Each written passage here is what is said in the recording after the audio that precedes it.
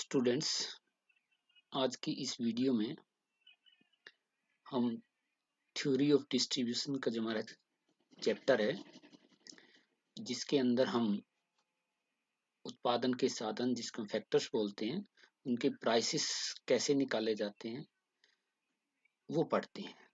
तो आज की इस वीडियो में हम जो कंसेप्ट हैं फैक्टर प्राइसिंग से संबंधित, जो भी धारणाएं, मूल धारणाएं हैं, उनको पढ़ेंगे और मुख्यतः प्रोडक्टिविटी की जो उत्पादकता होती है एक उत्पादन के साधन की, वो पढ़ेंगे। प्रोडक्टिविटी का अर्थ होता है कि कोई भी उत्पादन का साधन लगाने से वो उत्पादन में कितना योगदान देता है, उसके कारण कितना उत्पादन बढ़ता है, तो वो उसकी प्रोडक्टिविटी कहलाता है, उसकी उत्पादकता बोलते हैं।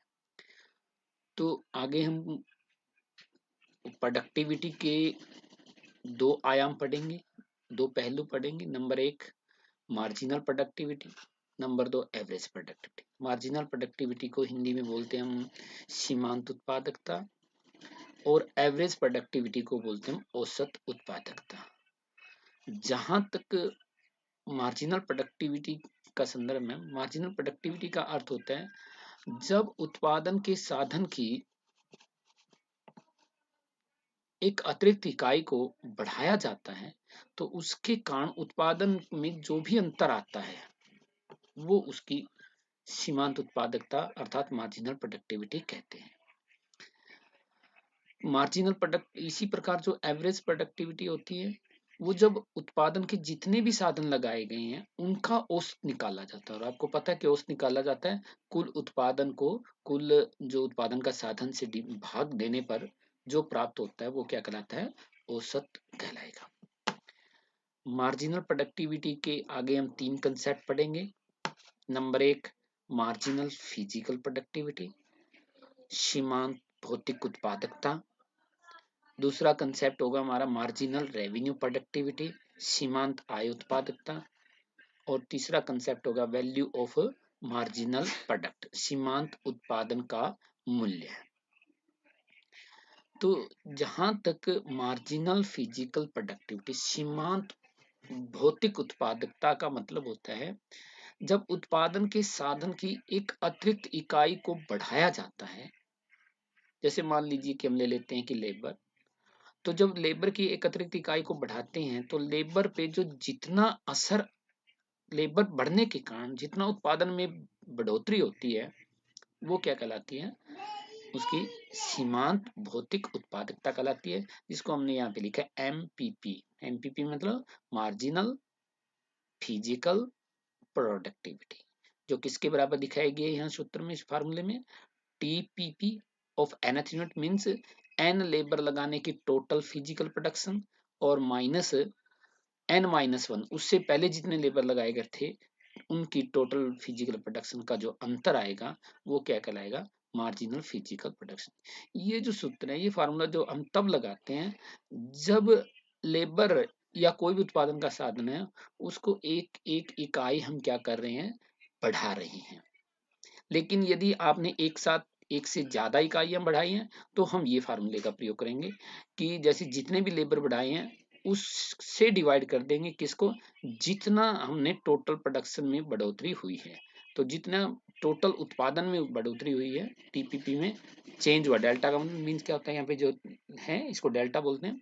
तो डेल्टा टीटीपी मतलब होता है कि उत्पादन में टोटल प्रोडक्शन में जितना चेंज आया, तो उसको लेबर से डिवाइड कर देते हैं, चेंज इन लेबर से, तो वो क्या कहलाती है, मार्जिनल फिजिकल प्रोडक्शन कहलाती है। तो समझ में आया, मार्जिनल फिजिकल प्रोडक्शन प्रोडक्टिविटी का अर्थ होता है कि लेबर की एक अतिरिक्त इकाई बढ़ाने से कुल उत्पादन में भौतिक सत्र पर जितना अंतर आता है वो क्या कहलाती है, मार्जिनल फिजिकल प्रोडक्टिविटी। दूसरी ऑफ मार्जिनल रेवेन्यू प्रोडक्टिविटी, ये जो पहला कंसेप्ट था ये भौतिक उत्पादन को दिखाता है, यानी कि फिजिकल रिलेशन को दिखाता है, लेकिन ये दिखाएगा कि लेबर बढ़ने से आय में कितना अंतर आता है। तो मार्जिनल रेवेन्यू प्रोडक्टिविटी अर्थात सीमांत आय उत्पादकता का अर्थ होता है लेबर या उत्पादन के एक साधन की एक अतिरिक्त इकाई बढ़ाने से कुल आय में जितनी वृद्धि होती है वो उसकी सीमांत आय उत्पादकता कहते हैं। तो टी आर ये जो marginal revenue productivity of labour है वो किसके इक्विवेलेंट होगी यहाँ पे, total revenue productivity of N labour minus में क्या करेंगे, total revenue productivity N minus 1। या जब लेबर, जैसे हमने यहाँ पे पहले बताया था कि जब लेबर एक से ज्यादा बढ़ाया जाता है तो हम ये फार्मूला प्रयोग करेंगे यहाँ पे, टोटल रेवेन्यू प्रोडक्टिविटी चेंज जितना है उसके अंदर डेल्टा डिवाइडेड बाय क्या करेंगे, लेबर में जितना परिवर्तन है वो।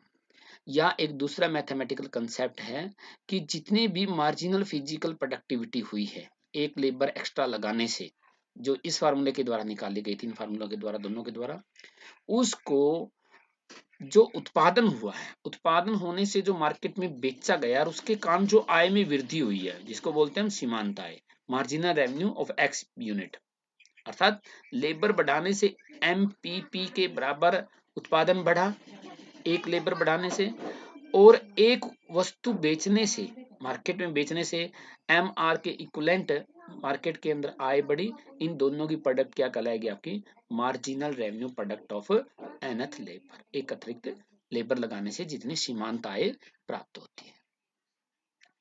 अब तीसरा कंसेप्ट पढ़ लेते हैं यहाँ पे, वैल्यू ऑफ मार्जिनल प्रोडक्ट, अर्थात जो लेबर लगाने से जितनी भी मार्जिनल प्रोडक्टिविटी आई है तो उसको जो चालू भाव है, करंट प्राइसिस है, उससे मल्टीप्लाई कर देते हैं तो उसकी वैल्यू कहलाएगी यहाँ पे। तो वैल्यू मार्जिनल प्रोडक्ट किसकी इक्विवेलेंट होगी, marginal physical product of labour multiplied bye price of labour. या आपको पता है कि प्राइस किसके इक्विवेलेंट होता है, एवरेज रेवेन्यू के बराबर होता है, तो हम क्या कह सकते हैं, value of marginal product is equal to marginal physical product of labour multiplied by average revenue of, average revenue of जो कमोडिटी को बेच के प्राप्त होता है एवरेज रेवेन्यू, उससे मल्टीप्लाई है। तो इन दोनों कंसेप्टों को ध्यान से देखना विद्यार्थी। मार्जिनल रेवेन्यू प्रोडक्टिविटी का फार्मूला जो बनता है, marginal physical productivity multiplied by marginal revenue, और वैल्यू ऑफ मार्जिनल प्रोडक्टिविटी का जो फार्मूला बना है यहाँ पे, marginal physical productivity multiplied by average revenue. यदि परफेक्ट कंपटीशन है, अर्थात प्रोडक्ट मार्केट में एक ही भाव है, तो आपको पता है मार्जिनल रेवेन्यू और एवरेज रेवेन्यू दोनों ही बराबर होंगे, तो उस स्थिति में मार्जिनल रेवेन्यू प्रोडक्टिविटी लेबर की और वैल्यू ऑफ मार्जिनल प्रोडक्टिविटी दोनों ही कंसेप्ट, दोनों की वैल्यू क्या होगी, बराबर होगी। लेकिन यदि इम्परफेक्ट कंपटीशन है तो उस केस में मार्जिनल रेवेन्यू कम होता है और एवरेज रेवेन्यू क्या होता है, ज्यादा होता है, तो उस केस में मार्जिनल रेवेन्यू प्रोडक्टिविटी की वैल्यू कम होगी और वैल्यू ऑफ मार्जिनल प्रोडक्टिविटी की वैल्यू ज्यादा होगी। कब होगी ये, जब मार्केट में इम्परफेक्ट कंपटीशन, जैसे मोनोपोली है, मोनोपोलिस्टिक कंपटीशन है। कौन सी मार्केट में यहाँ बात कर रहे हैं हम, प्रोडक्ट मार्केट में। यहाँ दो प्रकार की मार्केटें पढ़ेंगे हम यहाँ पे, एक फैक्टर मार्केट पढ़ेंगे जो उत्पादन के साधन की मार्केट है, जैसे लेबर, लेबर फोर्स कितने, उसकी मजदूरी होगी, उसकी डिमांड कितने, सप्लाई, वो पढ़ेंगे। और दूसरा क्या है, हम जो पढ़ चुके हैं वो थ्योरी ऑफ प्रोडक्ट प्राइसेस में जो हम पढ़े थे, परफेक्ट कंपटीशन, मोनोपोली वगैरह जो पढ़ी थी, वस्तु बाजार था, उसमें पढ़े थे। अब हम बात करते हैं एवरेज प्रोडक्टिविटी की। एवरेज प्रोडक्टिविटी क्या बताया था मैंने अभी थोड़ी देर पहले, कि टोटल प्रोडक्टिविटी को अगर टोटल लेबर से डिवाइड कर दें, भाग कर देते हैं, तो जो वो प्राप्त होगा, प्रति इकाई लेबर प्राप्त होगा, तो उसे बोल देंगे हम औसत उत्पादकता।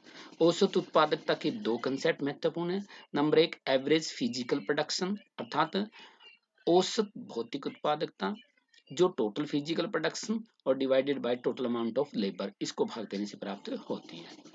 दूसरा कंसेप्ट होगा यहाँ पे average revenue productivity, means total labour लगाने से टोटल जो आय प्राप्त होती है उसको टोटल लेबर से डिवाइड करेंगे तो आपको प्रति इकाई लेबर की आपको आय प्राप्त होगी, और इसे क्या बोलते हैं हम, एवरेज रेवेन्यू प्रोडक्टिविटी पढ़ते हैं। छात्रों, अब हम ये कंसेप्ट्स, जो भी हमने ये 5 कंसेप्ट हैं, पांचों के 5 कंसेप्ट हम एक हाइपोथेटिकल टेबल के जरिए भी पढ़ेंगे। तो हमने ये जो टेबल 1 ली है, इसमें हम लेबर को, फैक्टर प्रोडक्शन लेबर है जो, उसकी उत्पादकता को पढ़ेंगे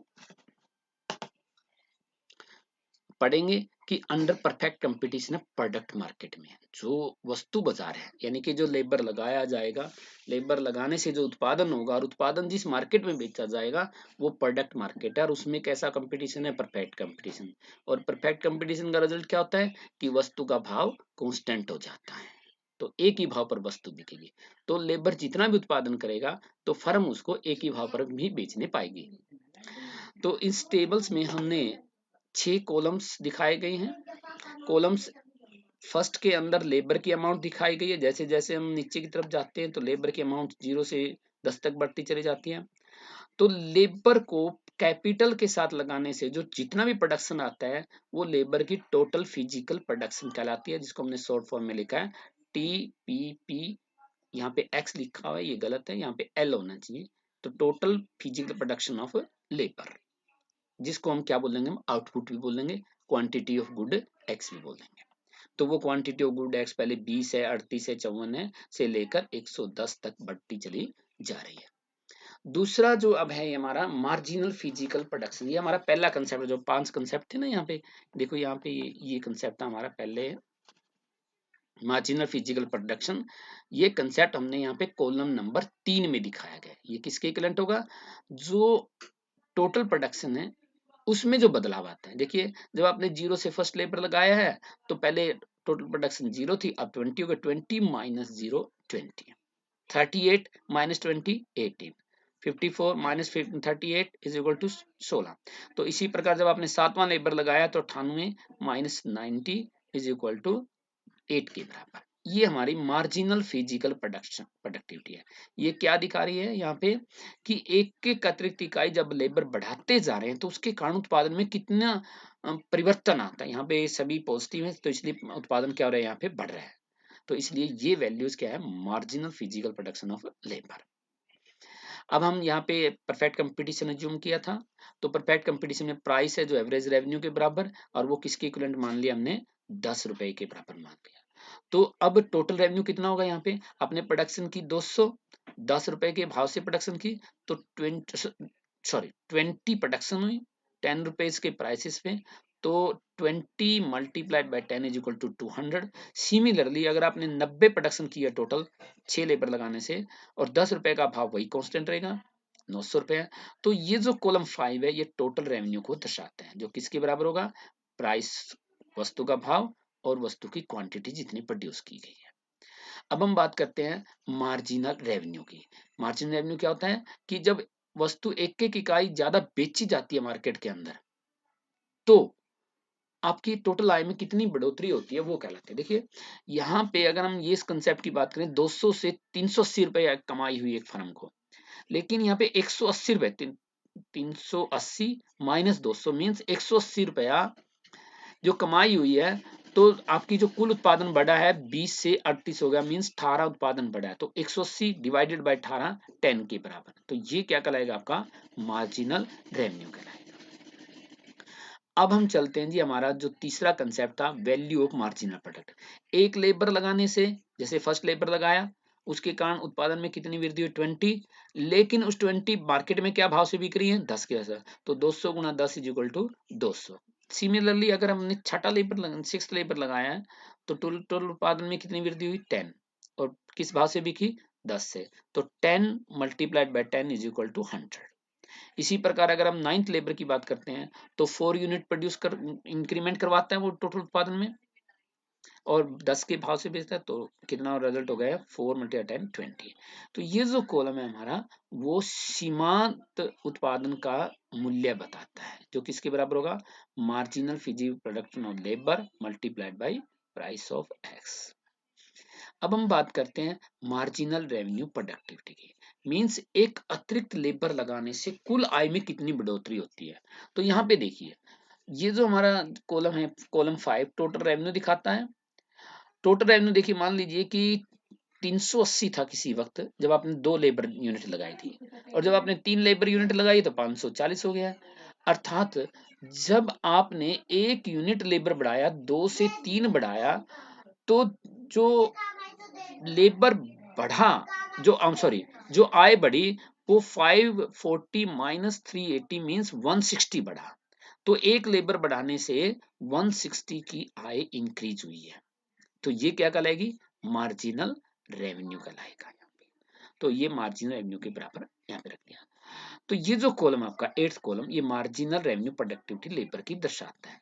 इसी प्रकार कॉलम 9 भी दर्शाता है, लेकिन मैंने यहाँ पे एक फार्मूला दूसरा है जो marginal physical productivity labour multiplied bye marginal, ये दर्शाता है, इस फार्मूले का प्रयोग किया है।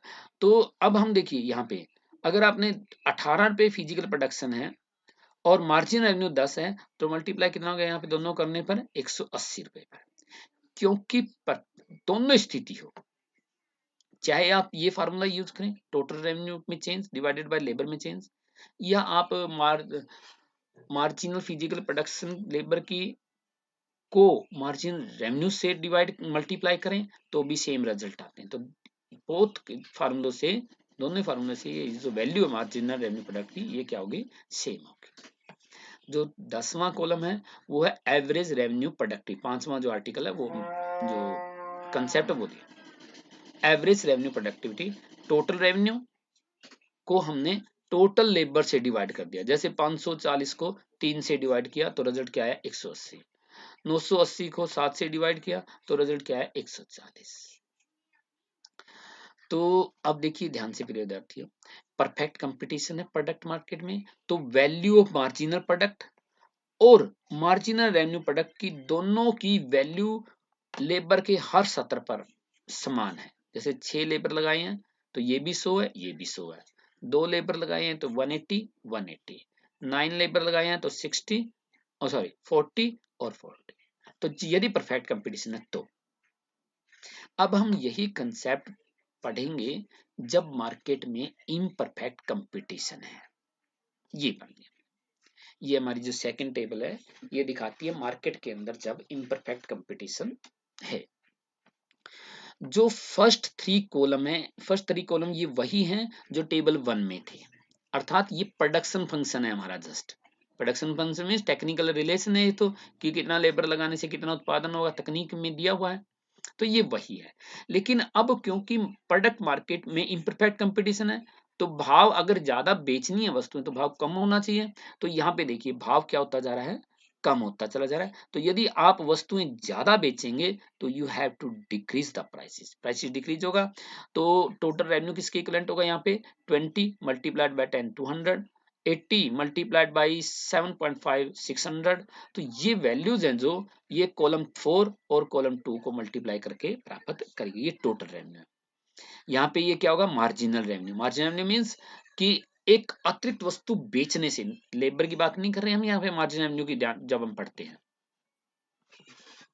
जब हम मार्जिनल रेवेन्यू पढ़ते हैं तो वस्तु की क्वांटिटी एक इंक्रीज करने से, देखो यहाँ पे देखिए मैं आपको समझाता हूँ।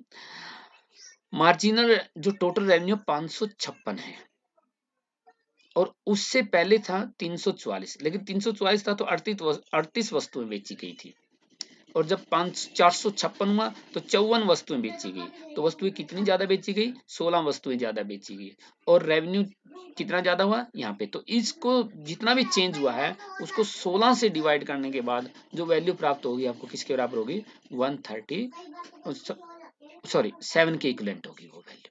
ये मार्जिनल रेवेन्यू का कंसेप्ट हुआ। अब value marginal production means marginal physical production को प्राइसेस से मल्टीप्लाई कर देंगे तो ये वैल्यू प्राप्त हो जाएगी हमें। और सिमिलरली मार्जिनल रेवेन्यू प्रोडक्ट। अब ये जो टेबल 1 और 2 है इनमें अंतर क्या है, अंतर ये है क्योंकि प्राइस एवरेज रेवेन्यू और मार्जिनल रेवेन्यू में दोनों में अंतर है। देखो यहाँ पे हर लेबर फोर्स के वैल्यूज पर अंतर है, एवरेज रेवेन्यू ज्यादा है, मार्जिनल रेवेन्यू कम है, तो इसलिए वैल्यू ऑफ मार्जिनल प्रोडक्शन ज्यादा होगी और मार्जिनल रेवेन्यू प्रोडक्शन क्या होगी यहाँ पे कम होगी। तो स्टूडेंट्स अब हम मार्जिनल रेवेन्यू प्रोडक्शन और वैल्यू ऑफ मार्जिनल प्रोडक्शन जो डिफरेंट मार्केट के उनकी ग्राफ देख लेते हैं। अभी हमने देखा था कि यदि मार्केट प्रोडक्ट मार्केट में परफेक्ट कंपटीशन है तो मार्जिनल रेवेन्यू प्रोडक्टिविटी और वैल्यू ऑफ मार्जिनल उनमें कोई अंतर नहीं होगा, उनका सेम ग्राफ होगा, वहां पे एक ही ग्राफ के द्वारा दोनों वैल्यू दिखाई जाएंगे। जैसे जैसे लेबर बढ़ाएंगे मार्जिनल रेवेन्यू प्रोडक्टिविटी या कह लीजिए कि वैल्यू ऑफ मार्जिनल प्रोडक्टिविटी वो दोनों ही कम होती चली जाएंगी। दूसरी तरफ इम्परफेक्ट कंपटीशन है, यहाँ पे पी लिखा हुआ, ये गलत है, यहाँ पे इम्परफेक्ट आना चाहिए। तो जब इम्परफेक्ट कंपटीशन होगा तो वैल्यू ऑफ मार्जिनल प्रोडक्शन ज्यादा होगी लेबर फोर्स के हर स्तर पर। जैसे अगर हम मान लीजिए कि यहाँ से लेबर फोर्स दिखाते हैं तो वैल्यू ऑफ मार्जिनल प्रोडक्शन क्या है, ज्यादा है, और value of marginal revenue productivity labour की क्या है, कम है। तो लेबर फोर्स के हर स्तर पर, चाहे ये ले लीजिए चाहे यहाँ पे ले लीजिए, हर स्तर पर सीमांत उत्पादन का जो उत्पादन है उसका जो मूल्य है वो सीमांत आय उत्पादन से क्या होता है, ज्यादा होता है। तो आज की वीडियो में प्रिय विद्यार्थियों इतना ही। धन्यवाद।